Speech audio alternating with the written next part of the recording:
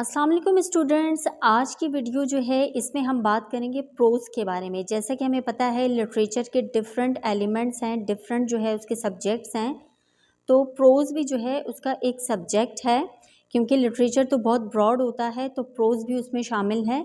Pros के बारे में आज हम ये देखेंगे कि कब ये स्टार्ट हुआ और जिस टाइम पीरियड में ये स्टार्ट हुआ था उस टाइम पीरियड में इसे कौन कौन से राइटर्स थे जो इन्फ्लुएंस थे जिन एलिमेंट्स से, और उन एलिमेंट्स की वजह से इसे इंट्रोड्यूस करवाया और इसमें डिफरेंट जो चीज़ें हैं उनको भी इंट्रोड्यूस करवाया।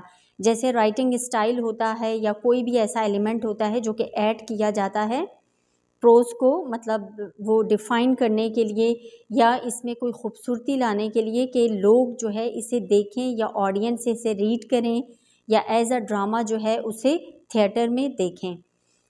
इसी के बारे में हम देखेंगे, इसके राइटर्स के बारे में भी जानेंगे।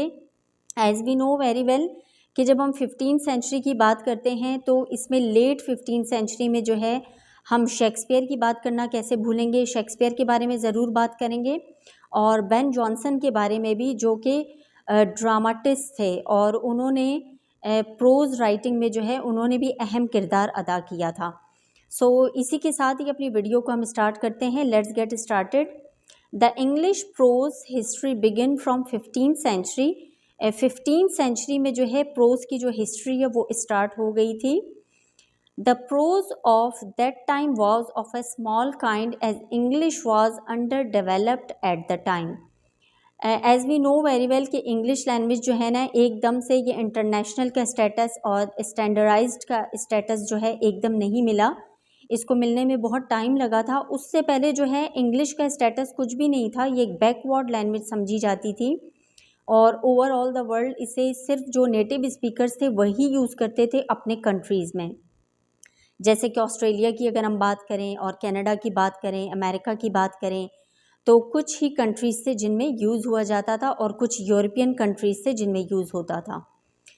उस टाइम में इंग्लिश एक बहुत ही छोटी लैंग्वेज थी जिसकी वजह से वो डेवलप नहीं हुई थी, अंडर डेवलप थी। तो अंडर डेवलप जब राइटर राइटिंग करते थे उस लैंग्वेज में तो उसे लोग ज़्यादा पसंद नहीं करते थे। English was backward language. The works written in English were of different dialects.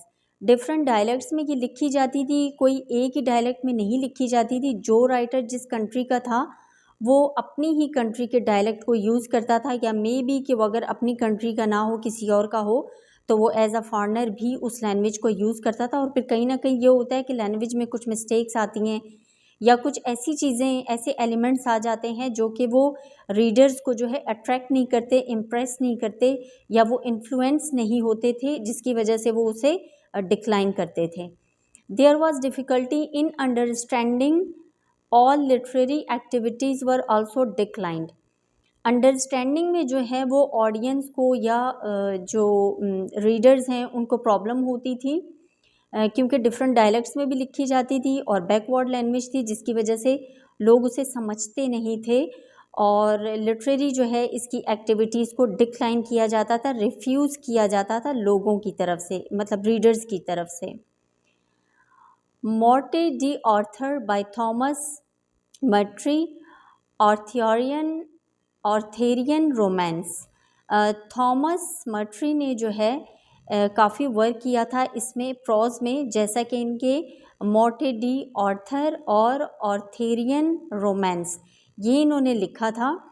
These were some worth mentioning prose writing. ये प्रोज राइटिंग थे जिनको थोड़ा मतलब वर्दी समझा जाता था और लोग इनको जो है इनसे अट्रैक्ट होते थे इस वर्क से। The style used in these works were simple.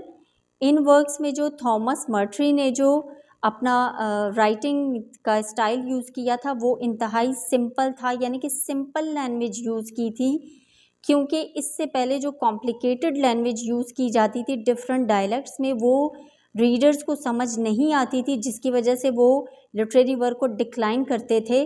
तो थॉमस मैट्री ने क्या किया कि उन्होंने ऑडियंस के जो साइकोलॉजिकल जो इनके इश्यूज़ हैं उसको समझ के इन्होंने सिंपल लैंग्वेज में लिखा, ताकि साइकोलॉजिकली जो है वो अपने ऑडियंस को जो है वो एक वो दे सकें, मतलब एक अच्छा इन्वायरमेंट या एक अच्छे समझने के लिए एक अपॉर्चुनिटी दे सकें। सो मोनोटोनस एंड यूज्ड ऑफ आर्केइज्म, आर्केइज्म उन्होंने अपने वर्क में यूज़ किया था और मोनोटोनस यूज़ किया था। मोनोटोनस के मीनिंग अगर हम लें यहाँ पे तो इससे ये होगा कि उन्होंने सेम लैंग्वेज को या सेम अंदाज को यूज़ किया था, एक ही तरीका था, सिमल्टेनियसली उन्होंने आर्केइज्म को और मोनोटोनस को जो है यूज़ किया था अपने वर्क में। आर्केइज्म अगर हम यहाँ समझें लिटरेरी वर्क में तो ये एक एंशंट राइटिंग का एक तरीका था, यानी कि उन्होंने एक एंशंट इंग्लिश की राइटिंग को जो है यहाँ पे पिक किया प्रोज के लिए, जो कि ऑडियंस को जो है अच्छा भी लगा।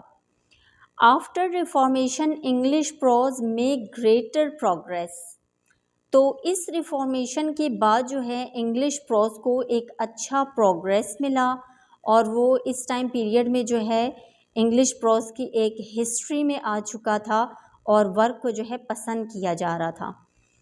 After the translation of Bible in English, these translations act a lot in the development of prose in Elizabethan age. Elizabethan age था ये टाइम पीरियड जिसमें हम प्रोज की बात कर रहे हैं। तो यहाँ पे जो इंग्लिश लैंग्वेज की डेवलपमेंट है वो किस वजह से ज़्यादा हुई थी, क्योंकि बाइबल को जो है वो इंग्लिश लैंग्वेज में for the first time translate किया गया था। जब ट्रांसलेशन उसकी हो गई तो वो उसको मज़ीद जो है डेवलपमेंट मिल गई उस लैंग्वेज को।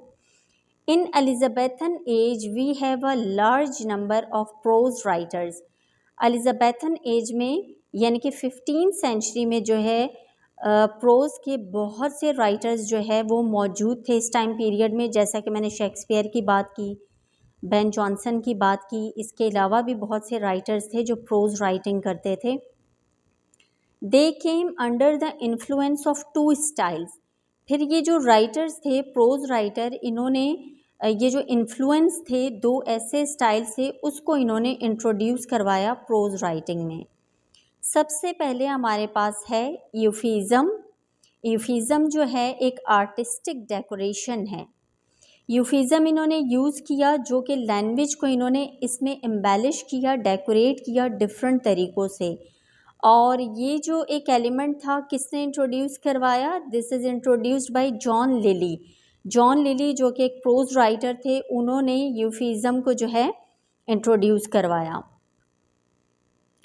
आर्केडियन, आर्केडियन भी ऐसा एलिमेंट है जो कि इंट्रोड्यूस करवाया गया। इसमें मोस्टली एक रस्टिक लाइफ के बारे में या रूरल लाइफ के बारे में लिखा गया, या हम ये कह सकते हैं कि सिंपल लाइफ के बारे में लिखा गया, कि लाइफ में जो सिंपलिसिटी है उसको इन्होंने जो है डिपिक्ट किया।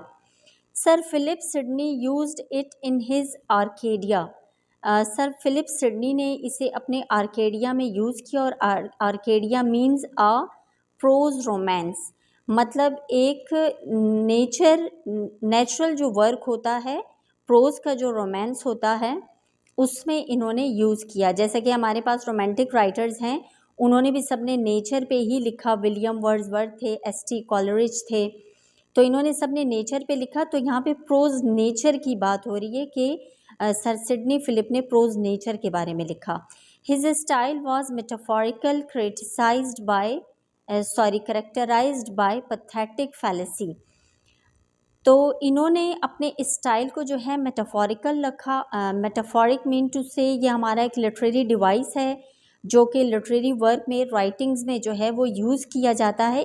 करेक्टराइज बाय पैथेटिक फैलेसी, इसमें पैथेटिक फैलेसी यानी कि एक सैडनेस जो है वो ड्रैग किया जाता है, लाया जाता है इस वर्क में।